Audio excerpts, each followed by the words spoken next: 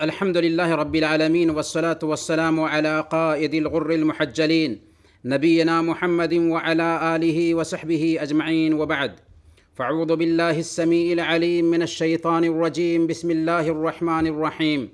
قل يا عبادي الذين أسرفوا على أنفسهم لا تقنطوا من رحمة الله إن الله يغفر الذنوب جميعا. محترم بھائیوں، دینی و ملی ماؤں اور بہنوں، السلام علیکم ورحمۃ اللہ وبرکاتہ۔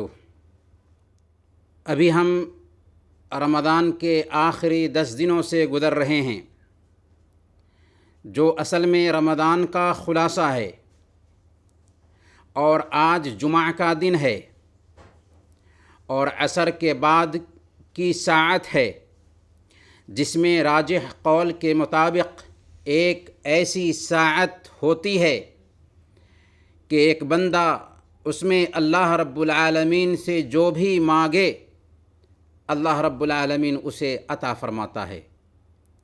اس لیے اس ساعت کو غنیمت سمجھتے ہوئے ذکر کی اس مجلس میں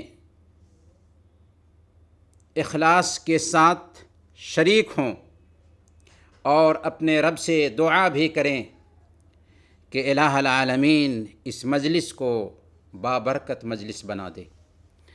الہ العالمین ہمیں اپنا محبوب بنا دے۔ الہ العالمین ہمارے سارے مسائل حل فرما دے۔ الہ العالمین ہمارے آل و اولاد کی حفاظت فرما۔ الہ العالمین ہم سب کو اپنے عرش کا سایہ نصیب فرما، جس دن تیرے سایہ کے علاوہ کوئی اور سایہ نہ ہوگا۔ آمین یا رب العالمین۔ محترم بھائیوں اور دینی بہنوں، آج گفتگو کا ٹاپک ہوگا، جیسا کہ آپ نے سنا، توبہ اور استغفار کیجیے۔ اس ٹاپک پر ہم بات آخر کیوں کرنا چاہتے ہیں؟ اس ٹاپک پر ہم بات اس لیے کرنا چاہتے ہیں کہ ہمارا رب ہم سے ناراض ہے، ہمیں اسے منانے کی ضرورت ہے۔ اگر وہ ہم سے ناراض نہ ہوتا تو کرونا کی یہ آفت ہم پر نہ تھوپتا۔ اگر وہ ہم سے ناراض نہ ہوتا تو ہمیں ذلیل اور رسوا نہ کرتا۔ اگر وہ ہم سے ناراض نہ ہوتا تو ہمارے بیچ سے اچھے اچھے لوگ اٹھ گئے اور دھیرے دھیرے اٹھتے جا رہے ہیں۔ علماء کے وجود سے وہ ہمیں محروم نہ کرتا۔ جی ہاں، ہمارا رب ہم سے ناراض ہے۔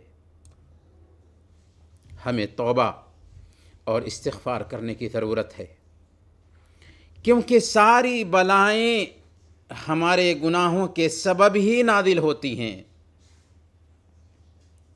اور توبہ اور استغفار سے ہی بلائیں دور ہوتی ہیں۔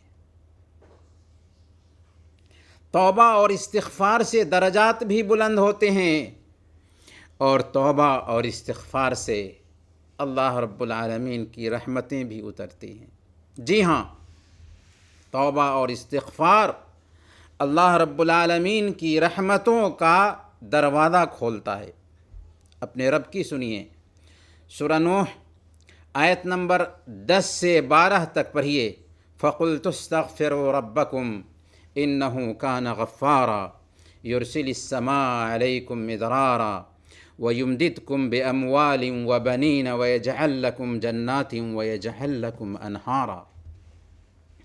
میں نے کہا کہ اپنے رب سے معافی مانگو، بے شک وہ بڑا معاف کرنے والا ہے۔ وہ تم پر آسمان سے خوب بارش برسائے گا، تمہیں مال اور اولاد سے نوازے گا، تمہارے لیے باغات پیدا کرے گا اور تمہارے لیے نہریں جاری کر دے گا۔ یہ ہے توبہ اور استغفار کا فائدہ کہ اس کی بدولت اللہ رب العالمین ہمیں خوشحالی نصیب فرماتا ہے، اس کی بدولت مال اور اولاد سے اللہ رب العالمین نوازتا ہے، اس کی بدولت اللہ رب العالمین باغات دیتا ہے، اس کی بدولت اللہ رب العالمین نہریں جاری فرماتا ہے۔ توبہ اور استغفار کی ضرورت ہمیں اس لیے بھی ہے، توبہ اور استغفار کی ضرورت ہمیں اس لیے بھی ہے کہ ہم رمضان کے آخری 10 دنوں سے گزر رہے ہیں اور عمل کا خاتمہ توبہ اور استغفار پر ہونا چاہیے۔ سنیے اپنے نبی کی، صحیح بخاری کی روایت ہے، اللہ کے نبی صلی اللہ علیہ وسلم نے ارشاد فرمایا، ان العبد لیعمل عمل اہل النار وانہ من اہل الجنہ ویعمل عمل اہل الجنہ وانہ من اہل النار وانما الاعمال بالخواتیم۔ ایک بندہ جہنمیوں کا عمل کرتا رہتا ہے حالانکہ وہ جنتی ہوتا ہے، اور ایک بندہ جنتیوں کا عمل کر رہا ہوتا ہے حالانکہ وہ جہنمی ہوتا ہے۔ اعمال کا دار و مدار خاتمہ پر ہے۔ جی ہاں، اعمال کا دار و مدار خاتمہ پر ہے۔ اب ہمیں سوچنا ہے کہ ہمارا خاتمہ کیسا ہونے والا ہے، اور پتہ نہیں کہ ہمارا خاتمہ کب ہوگا، لیکن ہمیں اپنے آپ سے سوال کرنا ہے کہ ہم نے اس دن کے لیے کیا تیاری کر رکھی ہے۔ کیا ابھی ہم اپنے رب سے ملاقات کے لیے تیار ہیں؟ لیکن حسن خاتمہ کا ایک اچھا طریقہ یہ بھی ہے کہ ہم اپنے تمام کاموں کا خاتمہ توبہ سے کریں، استغفار سے کریں۔ اللہ رب العالمین فرماتا ہے سورہ فصلت آیت نمبر 6، فاستقیموا الیہ واستغفروا۔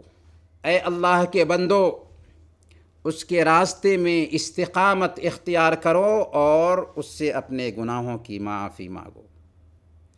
اس آیت میں ایک باریک نقطہ ہے جس پہ دھیان دینے کی ضرورت ہے۔ اللہ تعالیٰ نے استقامت اختیار کرنے کے بعد توبہ اور استغفار کا حکم دیا ہے، کیونکہ بندہ جس قدر بھی اطاعت کے کام کر لے، نیکیاں انجام دے لے، اس میں کوتاہی اور کمی بہرحال رہتی ہے۔ اس لیے مناسب تھا کہ عمل کے خاتمہ پر توبہ اور استغفار کیا جائے تاکہ کمی اور کوتاہی دور ہو سکے، اور ہمارے حبیب نے پریکٹیکل شکل میں ہمیں اس کی رہنمائی کر دی ہے۔ چنانچہ اللہ کے نبی صلی اللہ علیہ وسلم جب نماز سے فارغ ہوتے تو 3 مرتبہ کہتے تھے، استغفر اللہ، استغفر اللہ، استغفر اللہ۔ عبادت سے فارغ ہونے کے بعد استغفار، اور ہمیں بھی یہی حکم ہے کہ ہم اپنی نمازوں سے سلام پھیرنے کے بعد استغفار کریں۔ اور رمضان کے اخیر میں اللہ تعالیٰ نے زکوٰۃ الفطر ادا کرنے کا حکم دیا تاکہ روزے میں جو کمی اور کوتاہی ہو گئی ہے اس کمی اور کوتاہی کو دور کیا جا سکے، نیکیوں کی توفیق پر رب کا شکریہ ادا کیا جا سکے اور اس کی بڑائی بیان کی جا سکے۔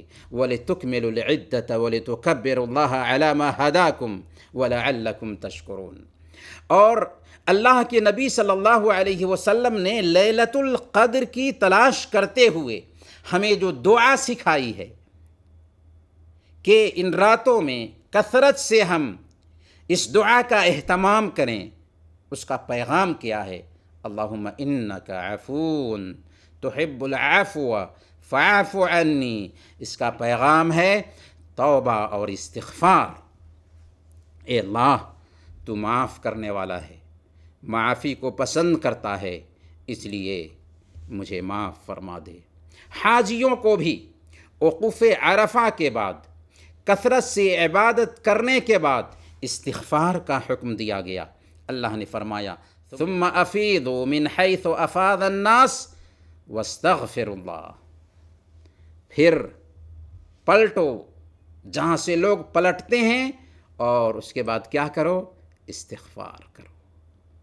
اللہ کے نبی صلی اللہ علیہ وسلم بھی اپنی 23 سالہ زندگی جب عبادت میں گزار لیتے ہیں، نماز، روزے، صدقہ، خیرات، جہاد اور صبر میں گزار لیتے ہیں، اور موت کا جب وقت آتا ہے تو اللہ رب العالمین ایک سورہ اتارتا ہے، اور اس سورہ میں اللہ رب العالمین اپنے حبیب کو توبہ اور استغفار کا حکم دیتا ہے۔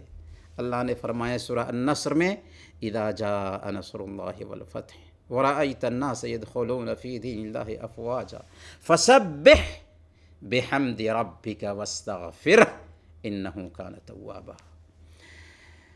جب اللہ کی مدد آ جائے اور مکہ فتح ہو جائے، اور اے نبی آپ دیکھ لیں کہ لوگ فوج کے فوج اس دین میں داخل ہو رہے ہیں، تو اب آپ کے جانے کا وقت آ چکا ہے۔ اپنے رب کی حمد کے ساتھ تسبیح بیان کیجئے اور خوب سے خوب استغفار کیجئے، وہ بڑا توبہ قبول کرنے والا ہے۔ جی ہاں، رمضان ہم سے جب جدا ہو رہا ہے تو رمضان کے خاتمہ کا پیغام یہ ہے کہ ہم کثرت سے استغفار کریں، اور استغفار نہایت عظیم عبادت بھی ہے۔ میرے بھائیوں، ہم جس رب سے معاملہ کرتے ہیں وہ بڑا کریم رب ہے، اس سے ہمیں لو لگانا ہے۔ دنیا میں جب کوئی انسان آپ سے معاملہ کرتا ہے تو اس کا مقصد ہوتا ہے کہ وہ نفع کمائے، لیکن ہمارا رب جب ہم سے معاملہ کرتا ہے تو انسانوں کے بالکل اپوزٹ اس کا معاملہ ہوتا ہے۔ اللہ رب العالمین آپ سے معاملہ کرتا ہے تاکہ آپ اس سے کمائیں، اس سے فائدہ اٹھائیں۔ ایک نیکی کا ثواب 10 سے لے کر 700 گنا تک دیتا ہے، جبکہ گناہ کی صورت میں فرشتے کو تاکید کی جاتی ہے کہ میرے بندے کو 6 گھنٹے تک مہلت دو، اور اگر توبہ نہیں کرتے 6 گھنٹے کے بعد بھی تو ایک ہی گناہ ہمارے کھاتے میں لکھا جاتا ہے، اور وہ بھی بہت جلد مٹ جاتا ہے۔ آنسوؤں کا ایک بوند ہزاروں گناہوں کو بہا لے جاتا ہے، اور اس کے راستے میں ایک قدم لاکھوں گناہوں کو مٹا دیتا ہے۔ اس کی محبت دیکھیں کہ اور اب رات کے تیسرے پہر میں ہر دن لگاتار بلا ناغہ سمائے دنیا پر اترتا ہے اور پکارتا ہے کہ ہے کوئی مانگنے والا کہ ہم اس کو دیں، ہے کوئی اپنے گناہوں کی معافی چاہنے والا کہ اس کے گناہوں کو معاف فرمائیں، ہے کوئی دعا کرنے والا کہ ہم اس کی دعا قبول کریں۔ اور ایسا کیوں نہ ہو کہ اس نے اپنا نام ہی الغفور رکھا ہے، بہت زیادہ معاف کرنے والا۔ جی ہاں، اللہ رب العالمین الغفور ہے، الرحیم ہے، وہ توبہ قبول کرنے والا ہے۔ ان اللہ یحب التوابین ویحب المتطہرین، اللہ تعالیٰ توبہ کرنے والوں کو پسند کرتا ہے اور پاک صاف رہنے والوں کو پسند کرتا ہے۔ وہ 24 گھنٹے اپنے بندوں کی توبہ کا انتظار کرتا ہے۔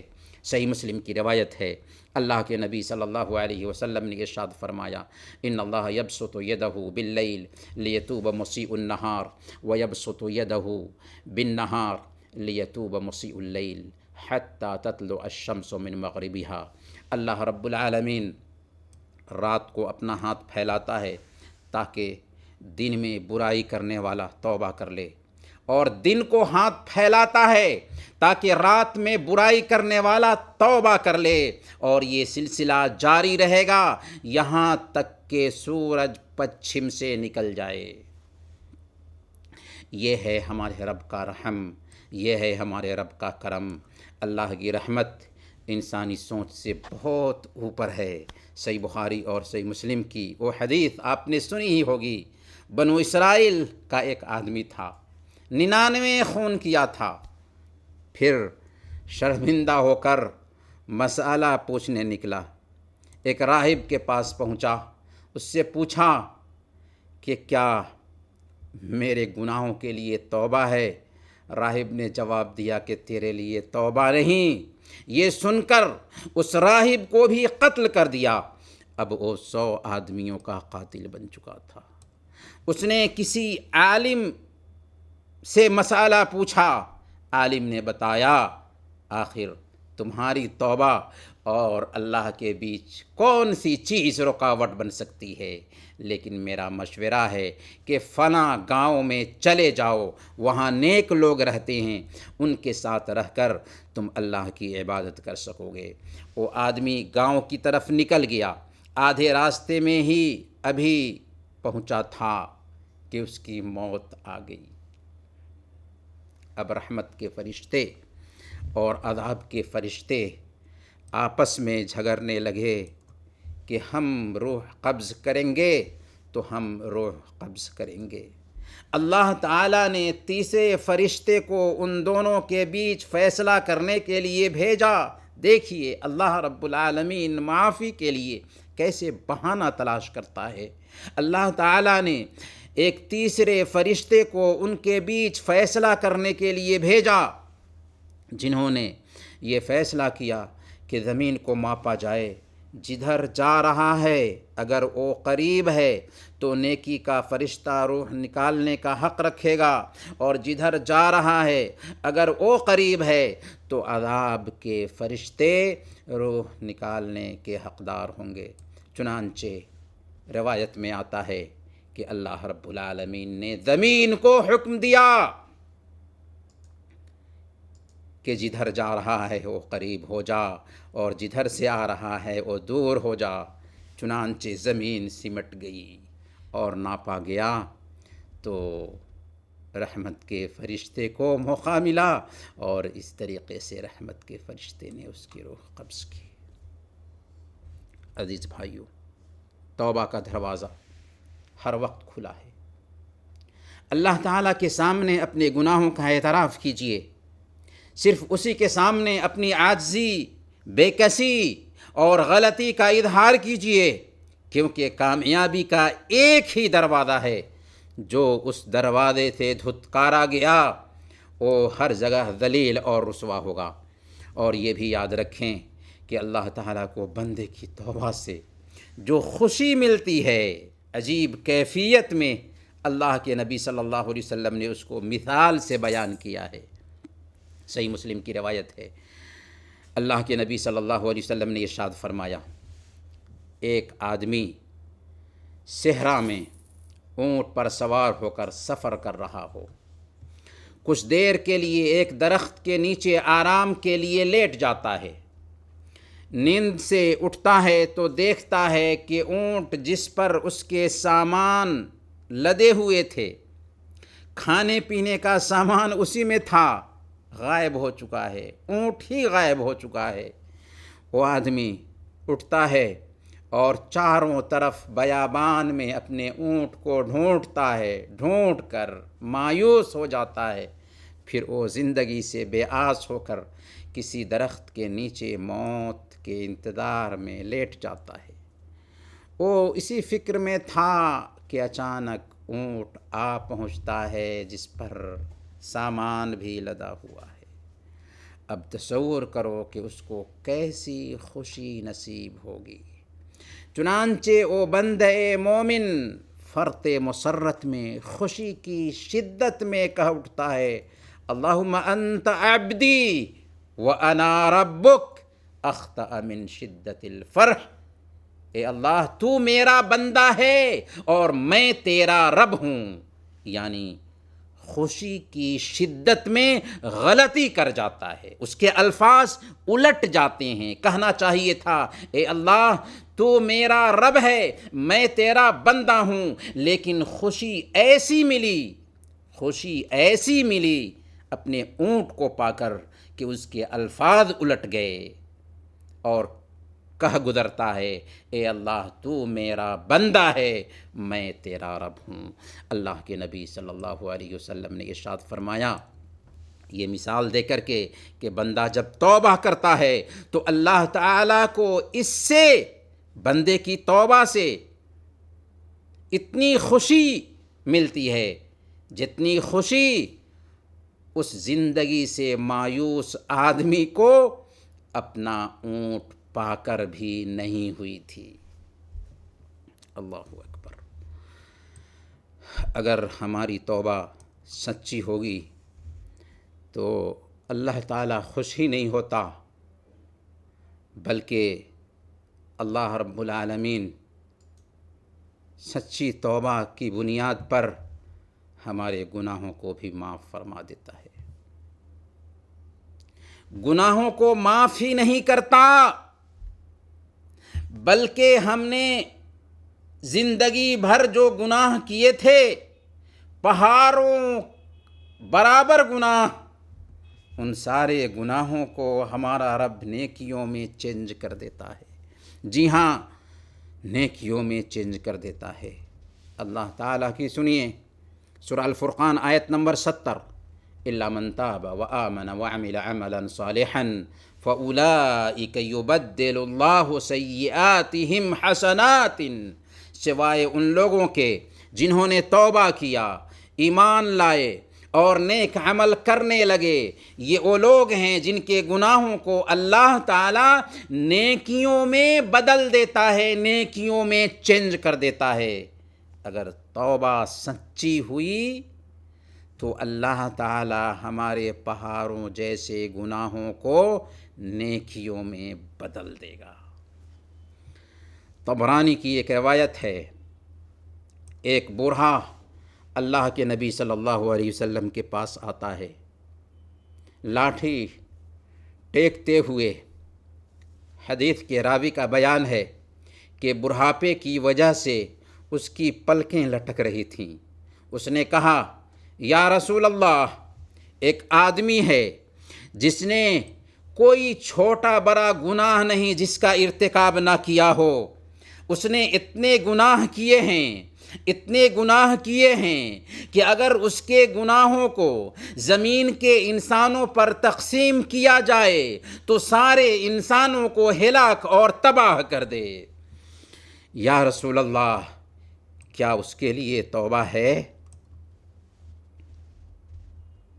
فَهَلْ لَهُ مِن توبہ، کیا ایسے گناہگار انسان کے لیے توبہ ہے؟ وہ اپنے آپ کو مراد لے رہا تھا۔ اللہ کے نبی صلی اللہ علیہ وسلم نے فرمایا فَهَلْ أَسْلَمْتَ، کیا تم اسلام لاتے ہو؟ فَهَلْ أَسْلَمْتَ، کیا تم اسلام لاتے ہو؟ اس نے کہا اما انا فاشهد ان لا الہ الا اللہ وحدہ لا شریک لہ وان محمدا عبدہ ورسولہ، میں گواہی دیتا ہوں کہ اللہ کے علاوہ کوئی معبود برحق نہیں، وہ یکتا ہے، اکیلا ہے، اور میں گواہی دیتا ہوں کہ محمد صلی اللہ علیہ وسلم اللہ کے بندے اور اس کے رسول ہیں۔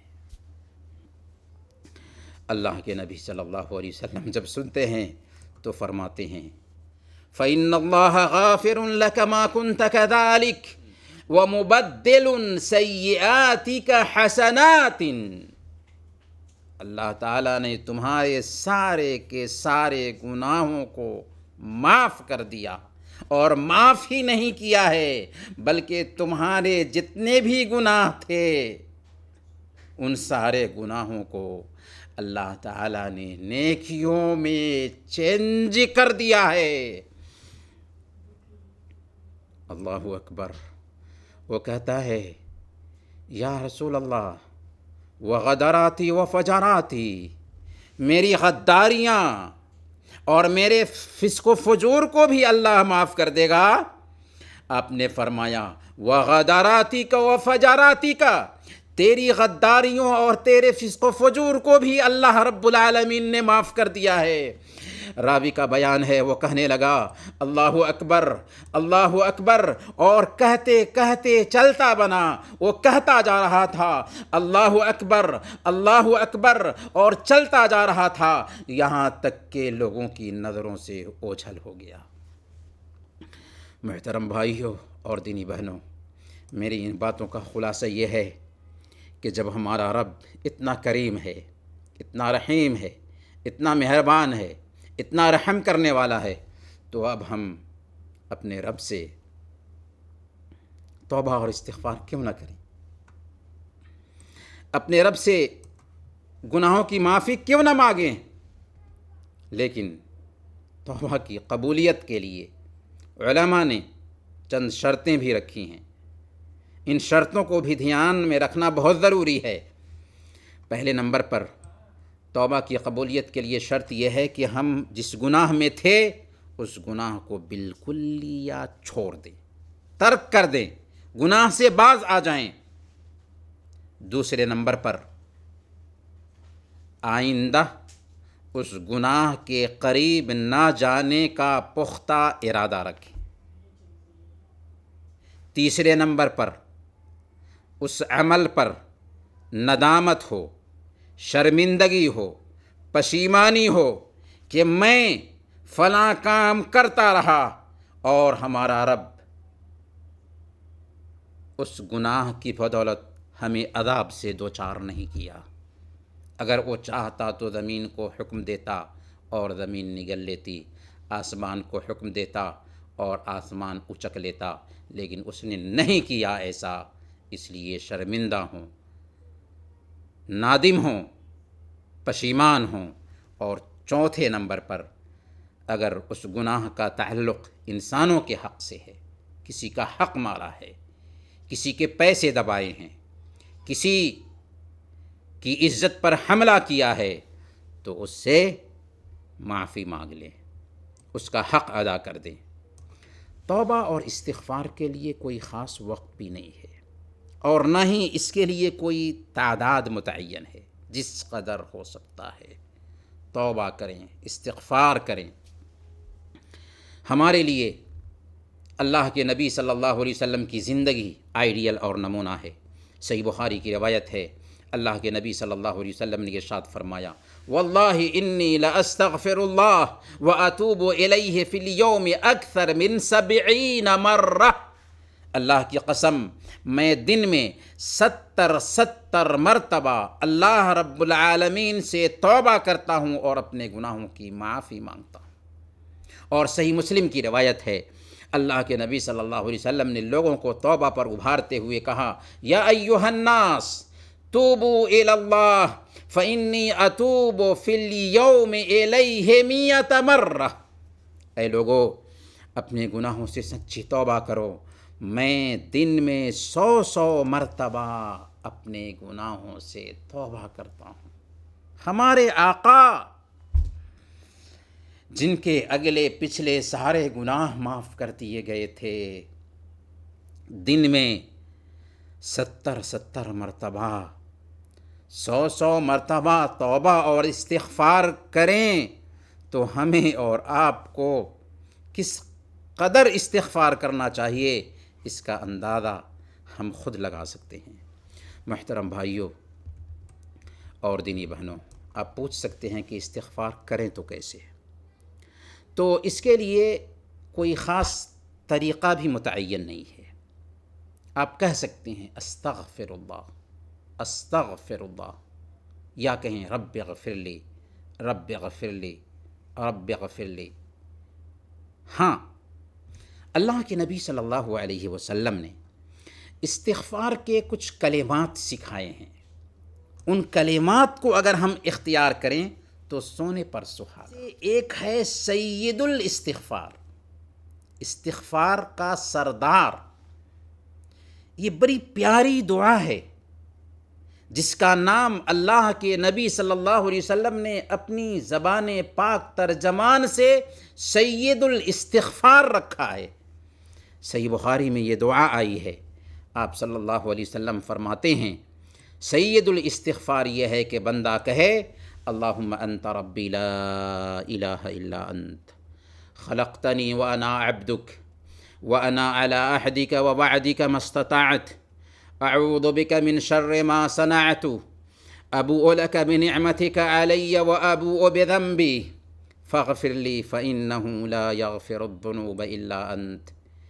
یہ دعا بیان کرنے کے بعد اللہ کے نبی صلی اللہ علیہ وسلم فرماتے ہیں من قالها اذا اصبح موقنا بها فمات من يومه ذلك دخل الجنة ومن قالها اذا امسى موقنا بها فمات من ليلته دخل الجنة۔ جس بندے نے اس دعا کو یقین کے ساتھ صبح میں پڑھی اور شام سے پہلے مر گیا وہ جنت میں داخل ہوگا، اور جس بندے نے شام میں پڑھی اور صبح سے پہلے مر گیا وہ جنت میں داخل ہوگا۔ جس بندے نے اس دعا کو صبح میں پڑھی اور شام سے پہلے مر گیا وہ جنت میں جائے گا، اور جس بندے نے اس دعا کو شام میں پڑھی اور صبح سے پہلے مر گیا وہ جنت میں جائے گا۔ آپ نے غور کیا؟ اللہ کے نبی صلی اللہ علیہ وسلم نے جنت میں داخلہ کی بشارت دی، لیکن اس بشارت کو دو باتوں کے ساتھ معلق فرمایا ہے۔ وہ دو باتیں کون ہیں؟ پہلی یہ کہ آپ صبح اور شام میں اس ذکر کا اہتمام کریں، اپنی زندگی میں بلا ناغہ اس ذکر کا اہتمام کریں، کیونکہ ہمیں پتہ نہیں نا کہ دن اور رات میں کس وقت ہماری موت آ جائے، نہیں جانتا کوئی کب ہماری موت آ جائے۔ ابھی میں بات ہو سکتا ہے کہ مکمل بھی نہ کر سکوں اور موت آ جائے، اس لیے صبح اور شام میں ہمیشہ زندگی بھر اس کا معمول بنانا ہوگا۔ دوسری بات یہ کہ آپ کو یقین کے ساتھ پڑھنا ہوگا، اور یقین کے لیے اس دعا کا مفہوم اور معنی بھی سمجھنا ہوگا، اس دعا کے مفہوم اور معنی کو بھی ذہن میں بیٹھانا ہوگا۔ اس دعا میں ایک بندہ کیا کہتا ہے کہ اس دعا کی اتنی زیادہ اہمیت ہے؟ اس دعا میں ایک بندہ کہتا ہے اللہم انت ربی، اے اللہ تو میرا رب ہے، لا الہ الا انت، تیرے سوا کوئی معبود برحق نہیں۔ گویا بندہ عبادت کے سارے کام صرف اللہ رب العالمین کے لیے انجام دے رہا ہے، گویا وہ شرک سے پاک، ریاکاری سے پاک اور ہر دکھلاوے سے دور ہوتا ہے۔ خلقتنی وانا عبدک، تو نے مجھے پیدا کیا اور میں تیرا بندہ ہوں۔ اے اللہ تو میرا خالق ہے، میرا مالک ہے، میرا مدبر ہے، میں کچھ بھی نہیں تھا، تو نے مجھے وجود بخشا، میں کمزور تھا، تو نے طاقت دی، میں جاہل تھا، تو نے سکھایا، میں مجبور تھا، تو نے طاقت عطا فرمائی، میں تیرا بندہ ہوں، تیرا غلام ہوں، تیری عبادت اور بندگی میری زندگی کا مقصد ہے، میری زندگی کا مقصد تیرے دین کی سرفرازی، میں اسی لیے مسلمان، میں اسی لیے نمازی، وَأَنَا عَلَىٰ عَهْدِكَ وَوَعْدِكَ مَا اسْتَطَعْتُ، اور میں تیرے عہد اور وعدے پر طاقت کے مطابق قائم ہوں۔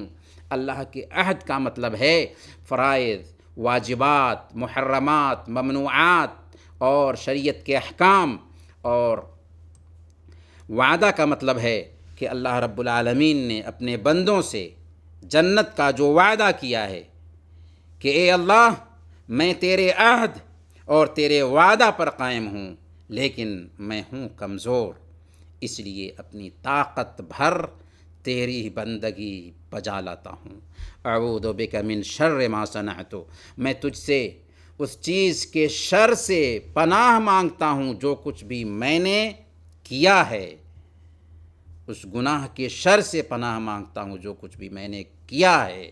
گناہ بہت ہی بری چیز ہے، اس لیے بندہ اپنے گناہوں کے شر سے اللہ رب العالمین کی جناب میں پناہ مانگتا ہے۔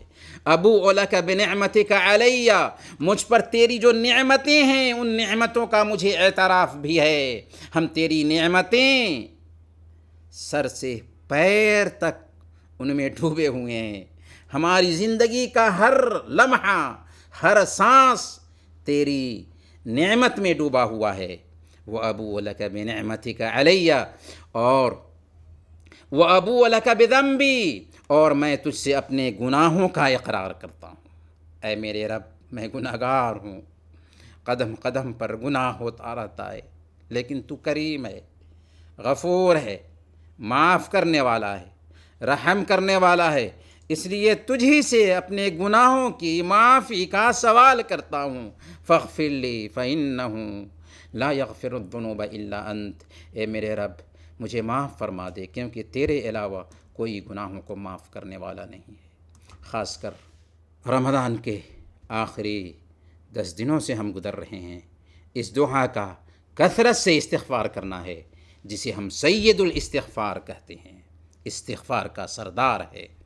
اور شب قدر کی تلاش کرتے ہوئے اللہ کے نبی صلی اللہ علیہ وسلم نے جو دعا سکھلائی تھی، سیدہ عائشہ صدیقہ رضی اللہ تعالی عنہ کو، سنن ترمذی کی روایت ہے، سیدہ عائشہ صدیقہ رضی اللہ تعالی عنہ نے پوچھا تھا اللہ کے نبی صلی اللہ علیہ وسلم سے کہ ہم جب اس رات کو پائیں تو اس رات میں ہم کیا پڑھیں؟ تو اللہ کے نبی صلی اللہ علیہ وسلم نے کہا تھا کہ یہ دعا پڑھا کرو، اللہم انک عفو تحب العفو فاعف عنی، اے اللہ تو معاف کرنے والا ہے، معافی کو پسند کرتا ہے، اس لیے اے اللہ میرے گناہوں کو معاف فرما دے۔ یہاں پر مجھے ایک واقعہ یاد آیا۔ شیخ عبدالرزاق البدر مدینہ یونیورسٹی کے پروفیسر ہیں اور بہت بڑے شیخ ہیں۔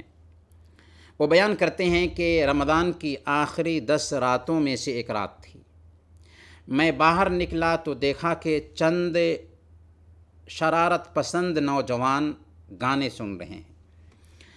میں ان کے پاس پہنچا اور نوجوانوں سے کہا کہ نوجوانوں، آج عظمت والی رات ہے اور تم اللہ کی غیرت کو چیلنج کر رہے ہو، یہ سب چھوڑ دو اور میں ایک دعا سکھاتا ہوں، اس دعا کا بار بار ورد کرو، بار بار اہتمام کرو۔ شیخ کہتے ہیں کہ میں نے وہ دعا اس کو سکھا دی۔ دعا کیا تھی؟ اللہم انک عفو تحب العفو فاعف عنی، اے اللہ تو معاف کرنے والا ہے، معافی کو پسند کرتا ہے، لہذا مجھے معاف کر دے۔ شیخ کہتے ہیں کہ یہ دعا سکھایا اور وہاں سے چلتے بنا۔